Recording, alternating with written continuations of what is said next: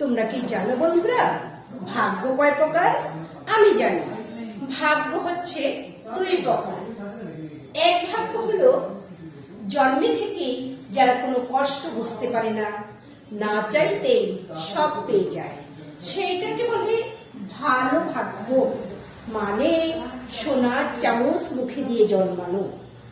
আর যারা কঠোর পরিশ্রমের মাধ্যমে একটু একটু করে কষ্ট করে জীবন যুদ্ধ করে ভাগ্য তৈরি করে, সেটাকেই বলে আসল ভাগ্য।